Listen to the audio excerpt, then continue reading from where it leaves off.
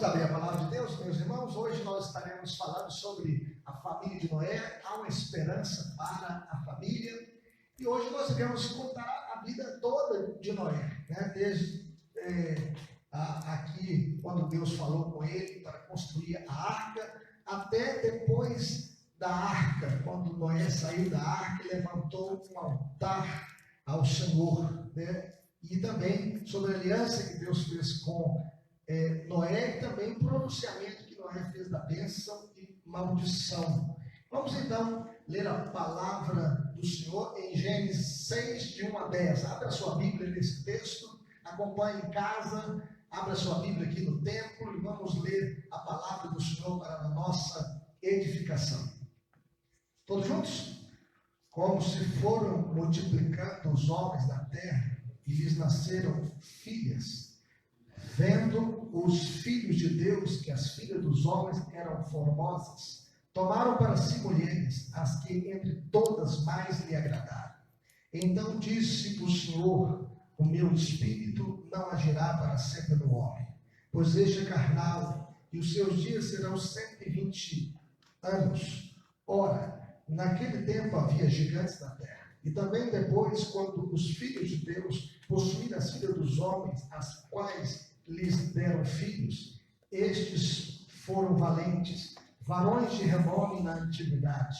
Viu o Senhor que a maldade do homem se havia multiplicado na terra e que era continuamente mal todo o desígnio do seu coração.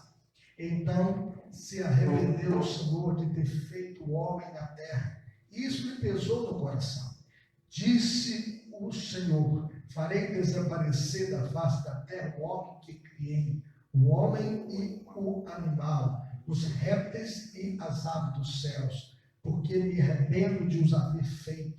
Porém Noé achou graça diante do Senhor. Eis a história de Noé. Noé era homem justo e íntegro entre os seus contemporâneos. Noé andava com Deus. Gerou 3 filhos, Sem, Cã e Jafé. Oremos ao Senhor mais uma vez. Pai querido, fale conosco por meio da Tua palavra, que o Senhor possa nos iluminar, para que possamos entendê-la, e que possamos amá-la, e que possamos praticá-la em nome de Jesus. Toque em cada coração aqui, ó Deus, no templo, enquanto também aos irmãos que estão em casa, que o Senhor esteja visitando-os com a Tua graça e amor. Fale aos nossos corações, queremos ouvir a Tua voz, queremos guardar a Tua palavra no mais profundo dos nossos corações, em o nome de Jesus. Amém. A família de Noé, há esperança para a família. Nós podemos ver que esses dias relatados aqui são os primórdios da humanidade, o começo, o início da família, o início de tudo. E Deus já está triste com a humanidade. Deus está triste com a humanidade por causa do pecado, por causa da corrupção, por causa da maldade. O texto diz aqui em Gênesis 6, 5 o seguinte: viu o Senhor que a maldade do homem se havia multiplicado na terra e que era continuamente mal todo o desígnio do seu coração. E aqui nós podemos ver, meus irmãos, que o homem se tornou o predador de seu semelhante. Por exemplo, Caim matou Abel.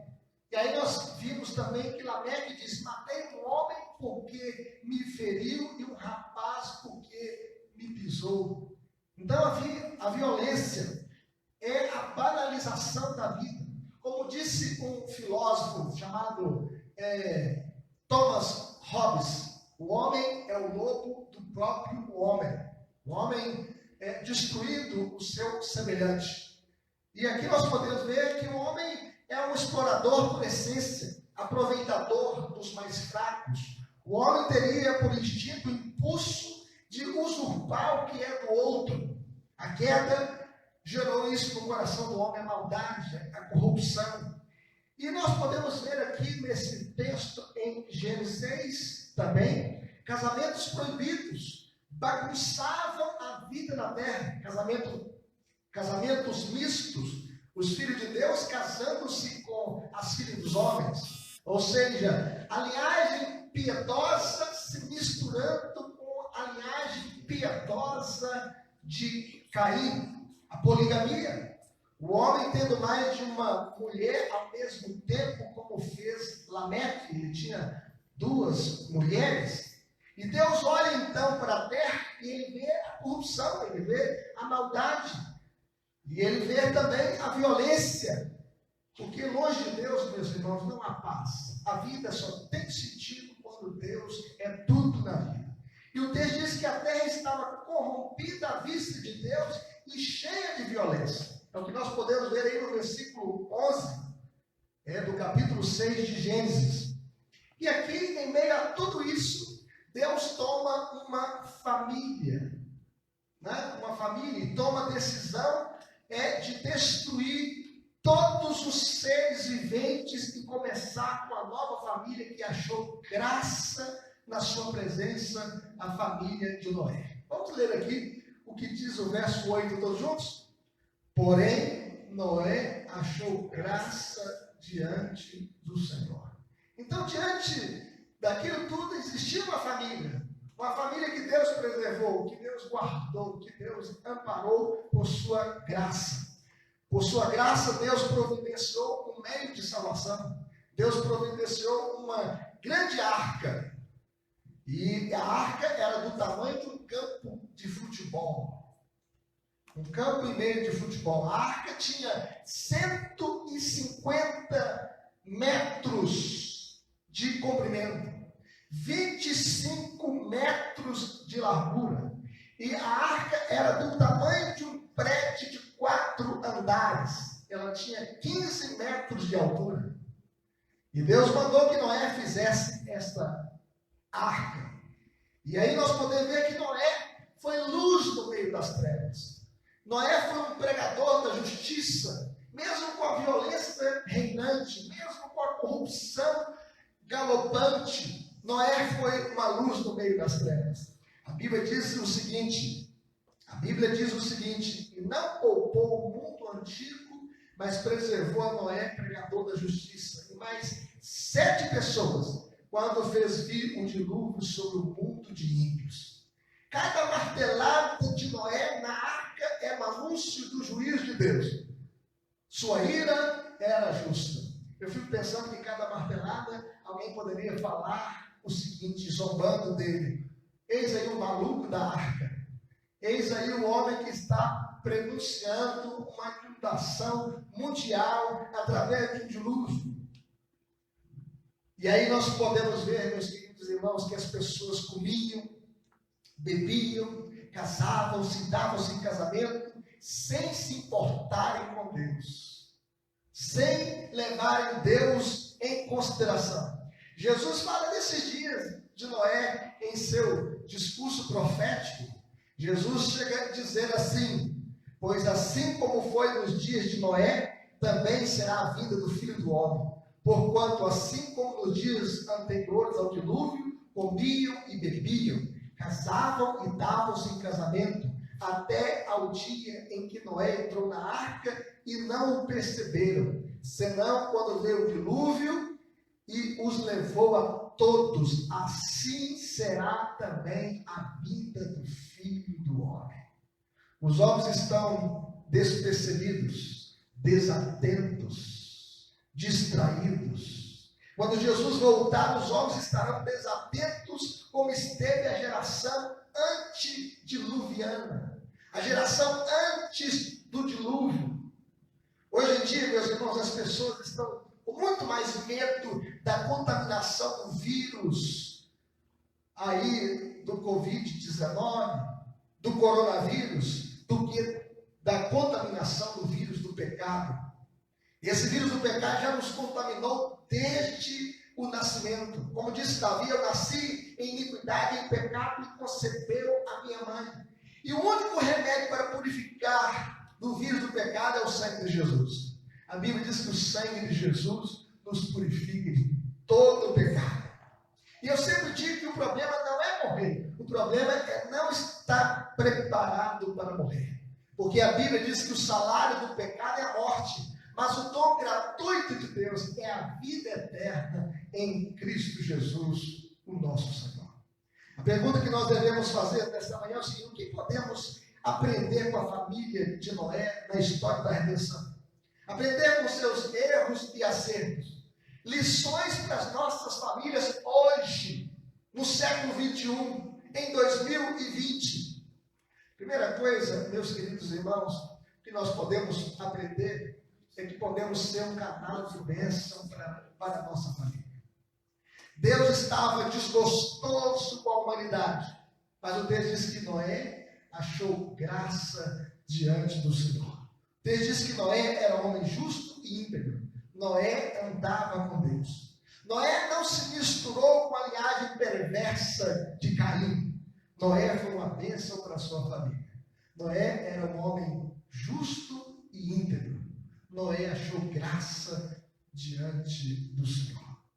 Meus queridos irmãos, assim como Noé foi um instrumento de Deus para abençoar a sua família, nós também podemos ser um canal de bênção para a nossa família.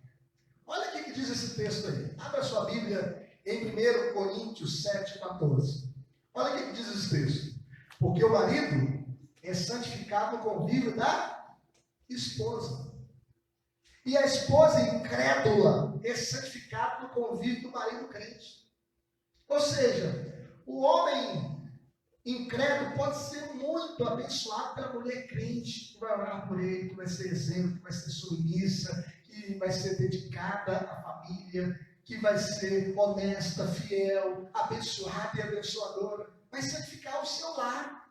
E o marido crente, mesmo tendo uma esposa não crente, também vai orar pela sua família, vai orar pela sua esposa, vai orar pelos seus filhos, vai fazer o culto doméstico, vai ser uma bênção no lar. O texto diz assim: de outra sorte, os vossos filhos serão impuros, porém agora são santos.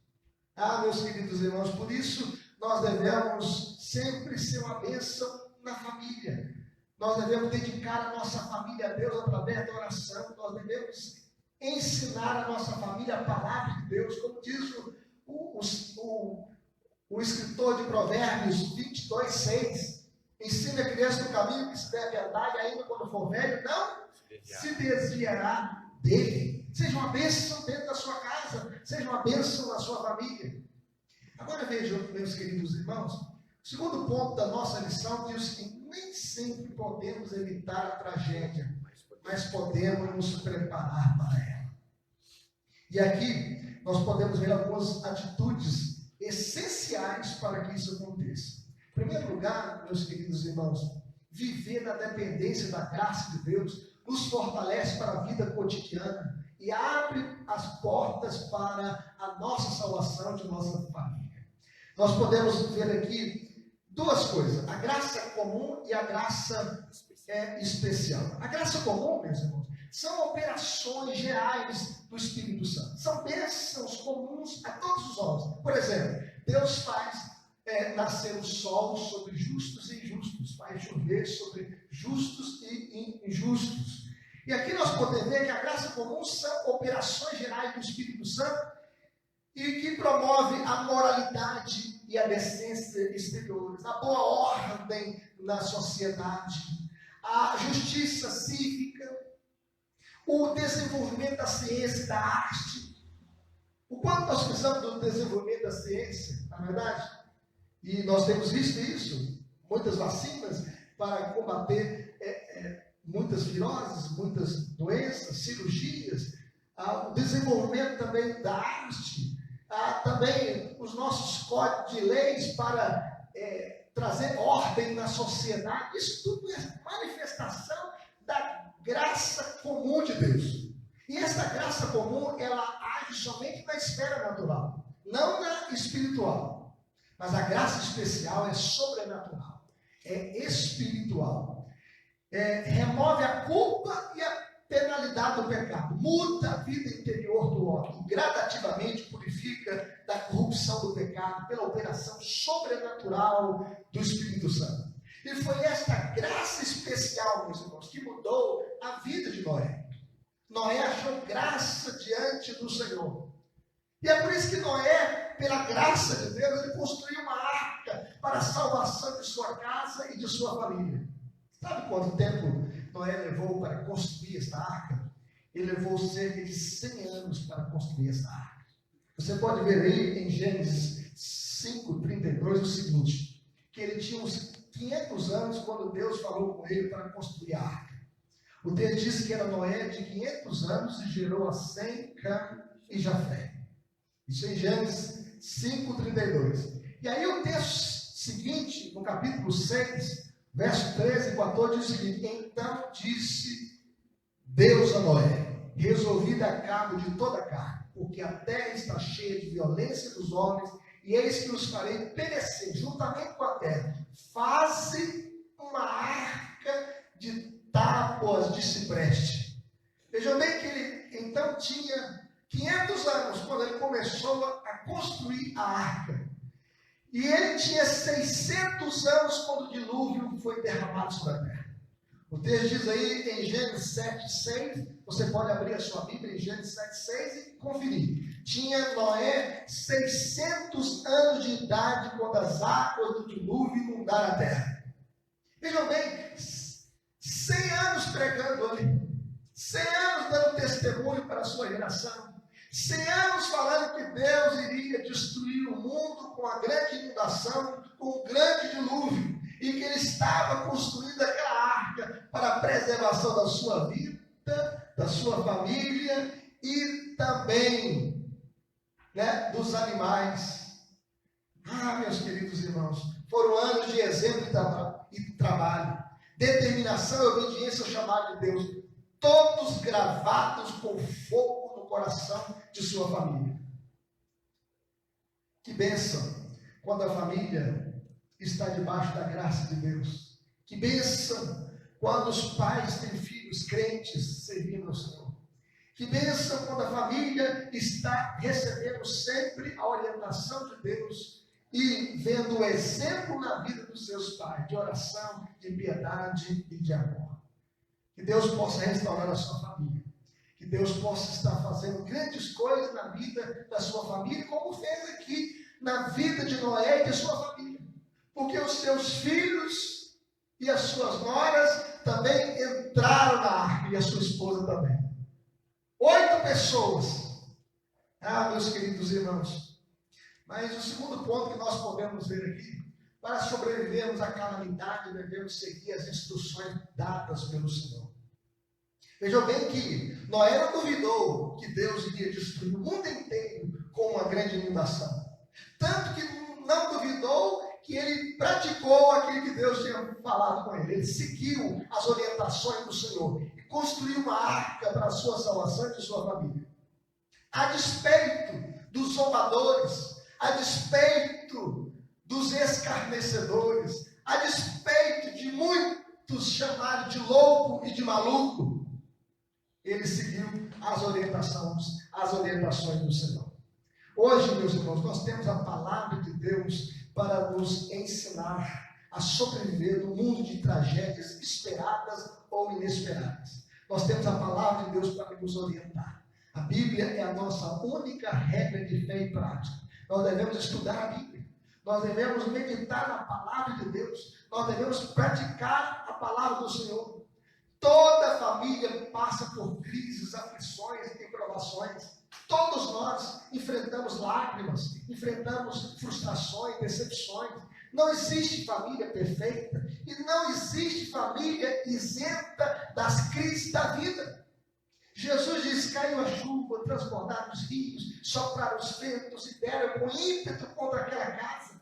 Vejam bem que toda família vai passar por aflições. Todos nós passamos por aflições. O próprio Senhor Jesus diz o seguinte: no mundo o quê? Passais por aflições, mas tende bom ânimo. No entanto, meus irmãos, há sucesso da família quando se ouve e pratica a palavra de Deus. Jesus então chega a dizer: todo aquele, pois, que ouve estas minhas palavras e as pratica, será comparado a um homem prudente que edificou a sua casa sobre a rocha, e caiu a chuva, transbordaram os rios, sopraram os ventos, e deram com ímpeto contra aquela casa que não caiu, porque fora edificada sobre a rocha. Então, a família só pode vencer as crises da vida, as aflições da vida, as tempestades da vida, firmada no Senhor, em obediência à palavra de Cristo.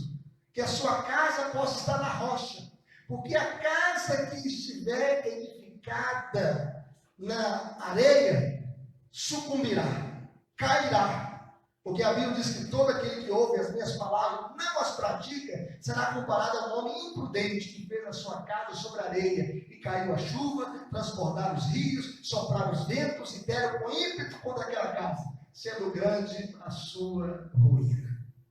Deus, meus irmãos, não permite uma tentação acima de nossas forças.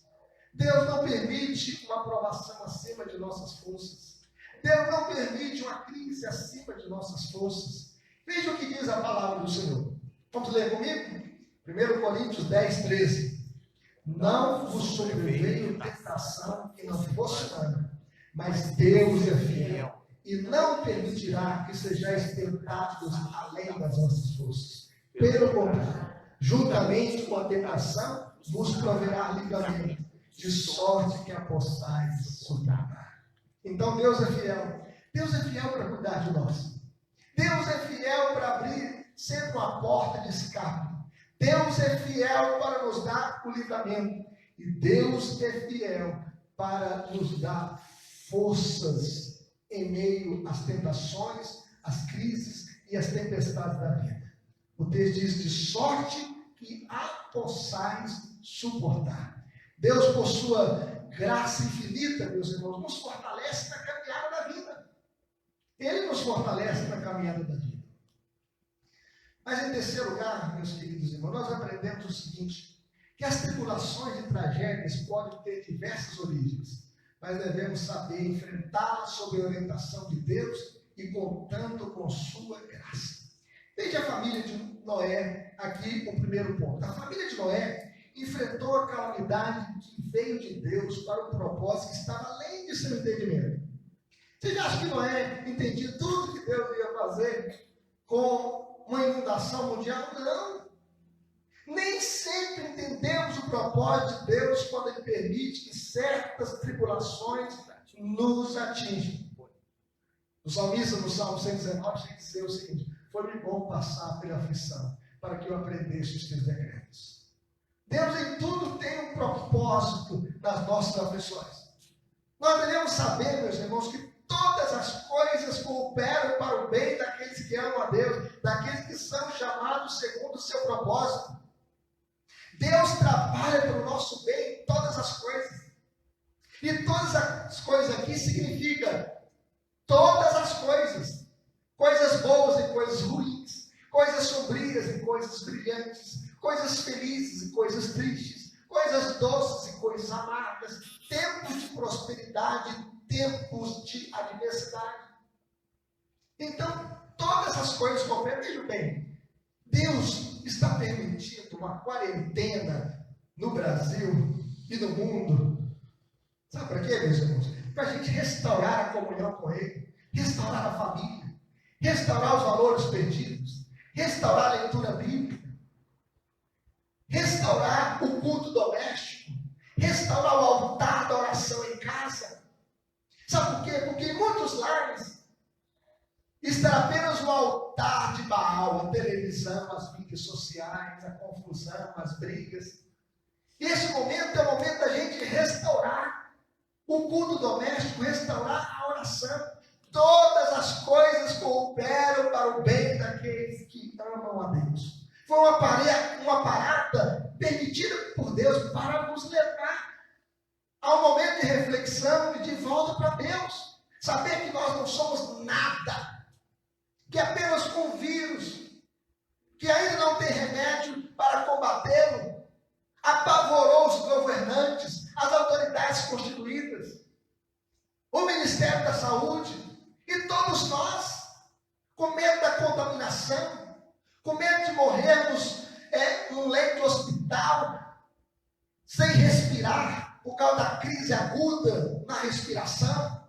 Ah, meus queridos irmãos, isso mostra que nós não somos nada e que nós precisamos de Deus, e carecemos de Deus sempre, da sua sabedoria, da sua orientação.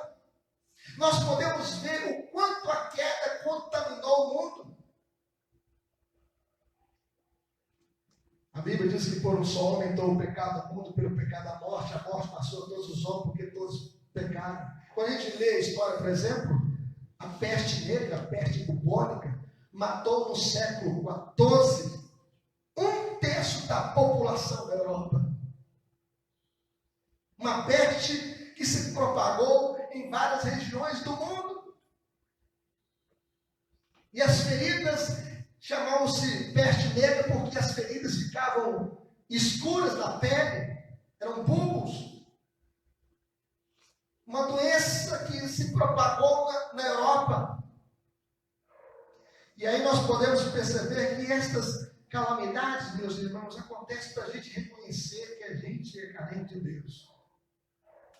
E que o problema não é morrer, é não estar preparado para encontrar com Deus. É não estar preparado para morrer. Mas, em segundo lugar, a família de Noé soube enfrentar os problemas causados pelos seus próprios erros. Veja bem, toda família enfrenta erros e acertos. E aqui nós podemos ver algumas tribulações podem ter a sua origem em nós mesmos. Em nós mesmos. Eu vi uma mulher numa padaria, ela estava ali preocupada com o coronavírus, estava de máscara e todas as pessoas estavam em fila com mais de 1 metro de distância umas das outras. E essa mulher estava de máscara, estava com luvas, estava comprando pão. E quando ela foi passar para comprar o pão no caixa, ela falou assim: me dá 3 maços de cigarro. Ela estava preocupada com o vírus do coronavírus, desta pandemia que está assustando o mundo todo, mas não estava preocupada em de contaminar o seu pulmão e de morrer com câncer de pulmão. E aí, meus queridos irmãos, vejam bem como o pecado afetou a todos nós. De máscara, para não ser contaminada com o coronavírus. Mas comprando 3 maços de cigarro, contaminando o seu pulmão. Meus queridos irmãos, vejam bem, algumas tribulações podem ter a sua origem em nós mesmos, quando a gente tem uma vida desregrada. Vejam bem, já existia coronavírus aqui no mundo, e alguns casos no Brasil, e os nossos governantes permitiram acontecer o carnaval.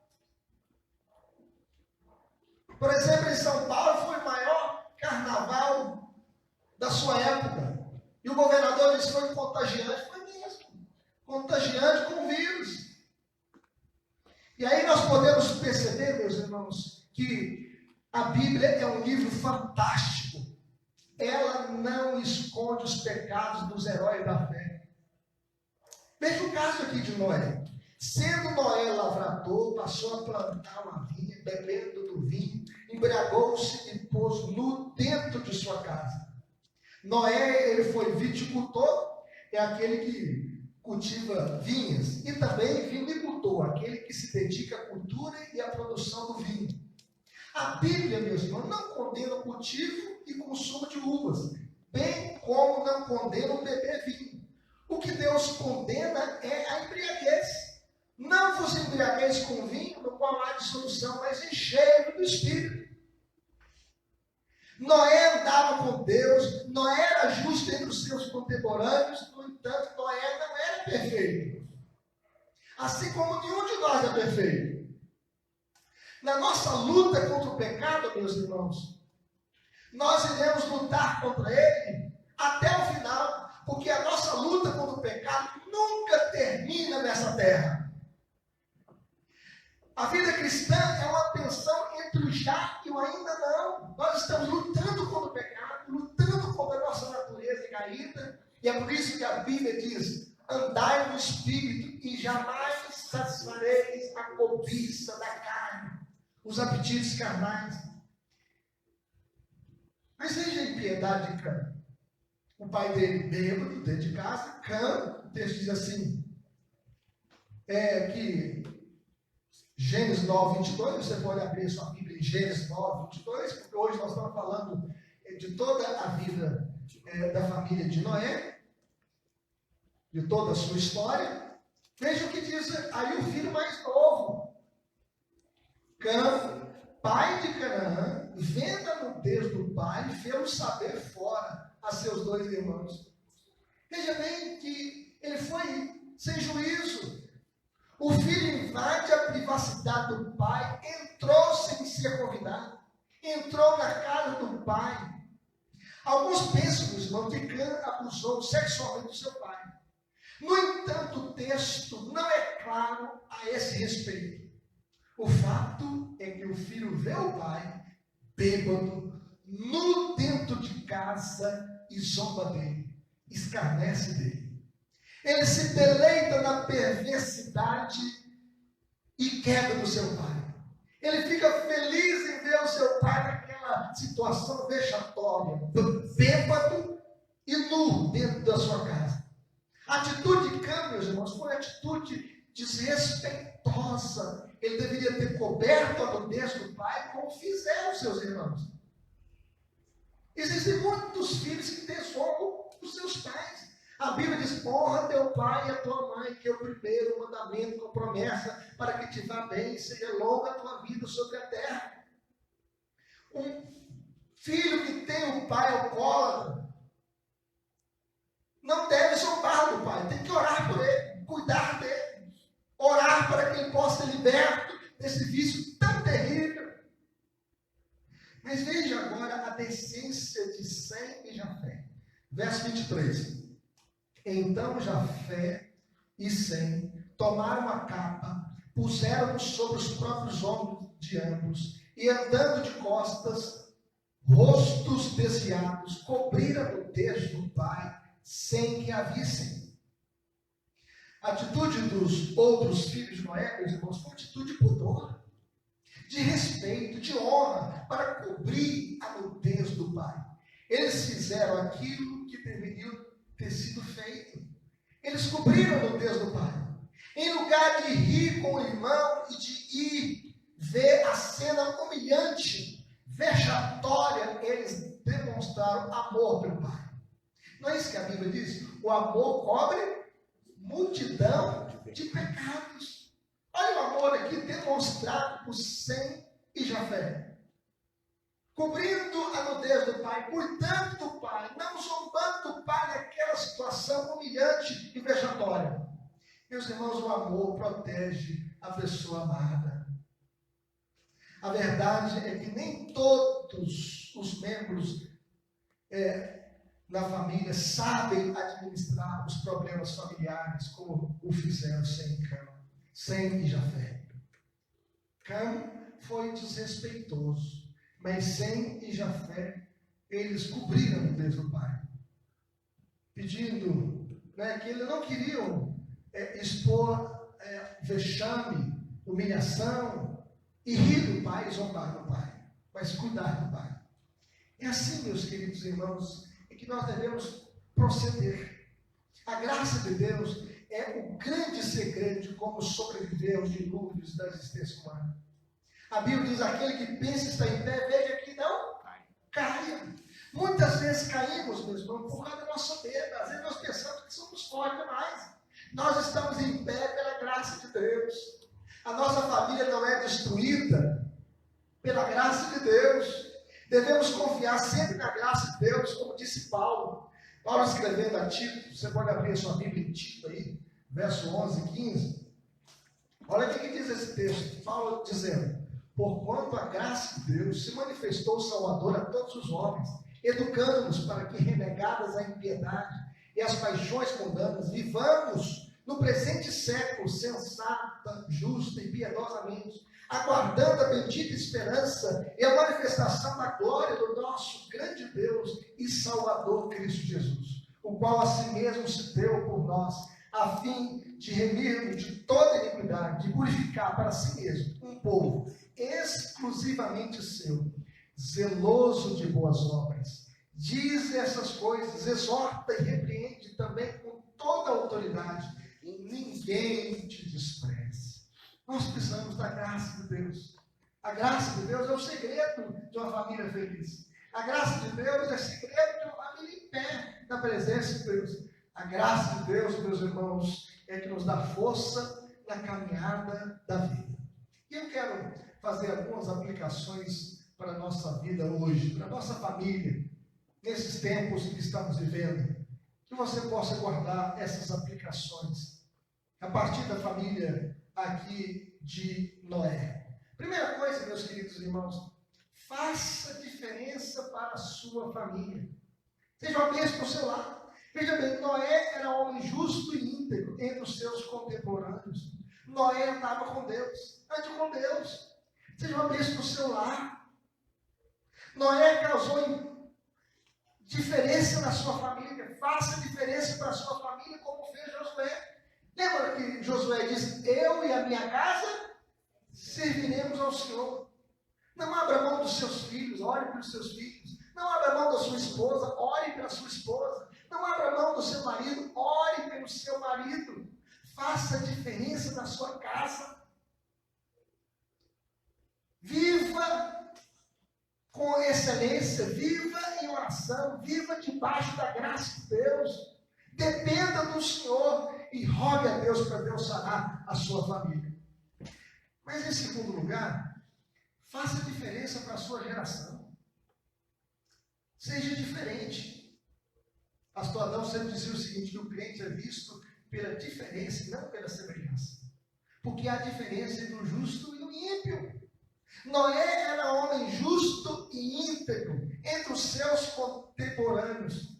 Noé causou impacto em seu mundo. Ele não apenas passou pela história, ele marcou a história. Vejam bem que ele foi zombado, ele foi escarnecido, ele foi chamado de doido, de maluco, porque estava construindo um barco tão grande, de 150 metros de comprimento, 25 metros de largura, 15 metros de altura. Mas ele estava, meus irmãos, obedecendo a Deus. Ele foi justo, ele não se corrompeu. A sua família não se misturou com a família impiedosa de Caim, não seguindo a violência, não seguindo a corrupção, não seguindo a maldade, não foi corrupto, mas foi justo e íntegro entre os seus contemporâneos. Meu querido irmão, minha querida irmã, dê fruto onde Deus te plantou.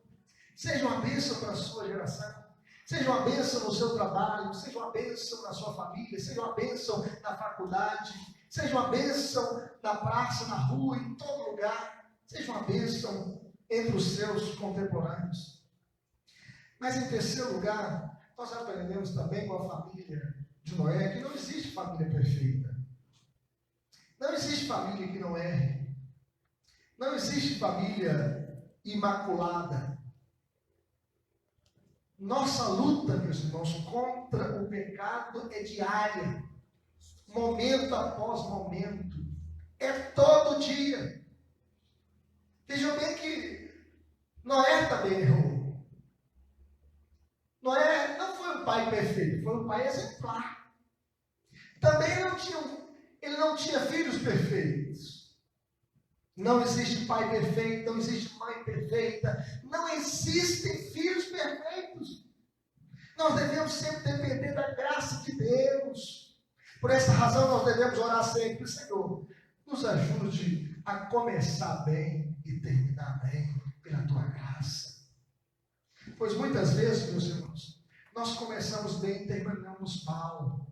Nós devemos clamar ao Senhor: Deus, tem misericórdia da minha família, salva a minha família, completa a obra que o Senhor começou na minha vida e na vida dos meus filhos. Faça isso, Senhor, para a Tua glória. Mas finalmente, eu quero aplicar esse ensino para a nossa vida, é que não tenha medo das calamidades da vida. O pior vírus, meus irmãos, é o vírus do pecado. Calamidades aconteceram e sempre acontecerão neste mundo caído até a volta de Cristo. Por exemplo, a gripe espanhola, ela matou mais de 100 milhões de pessoas. Calamidades aconteceram e sempre acontecerão neste mundo caído caído até a volta de Cristo. Tenha medo de pecar contra Deus e de estar longe da sua presença, de andar longe de Deus. Tenha medo de viver fora da presença de Deus. Vejam bem que a arca da nossa salvação, meus irmãos, é Cristo. Cristo é a única arca de salvação. O apóstolo Pedro chegou a dizer o seguinte: que não há salvação em nenhum outro, porque abaixo do céu não existe nenhum outro nome dado entre os homens pelo qual importa que sejamos salvos. O mundo, na época de Noé, foi destruído com água, mas na volta de Cristo o mundo vai ser destruído com fogo. E a única arca que poderá nos livrar desta calamidade maior e final é Cristo Jesus. Só nele nós podemos ter salvação. Só nele nós podemos ter redenção. Só nele nós podemos ter vida eterna. Só nele nós podemos ter esperança além desta vida. Porque no dia final, quando Jesus vier para buscar a sua igreja, os mortos em Cristo ressuscitarão primeiro. E nós, os vivos, seremos transformados no abrir e fechar de olhos. E nós viveremos então no novo céu e numa nova terra. Quando a nova Jerusalém descer do céu para a nova terra. E aí, meus queridos irmãos, não existirá mais dor, nem pranto, nem coronavírus, nem Covid-19, nem qualquer outra praga neste mundo, porque nós viveremos para sempre na presença de Deus. Cristo é a arca da nossa salvação. Você que está dentro de casa, em quarentena, mostre para os seus filhos que só Cristo pode nos livrar do vírus maior, que é o vírus do pecado. Só Cristo pode nos purificar de todo o nosso pecado. Cristo é a nossa única arca de salvação. Que Deus nos abençoe. Nós iremos colocar em pé.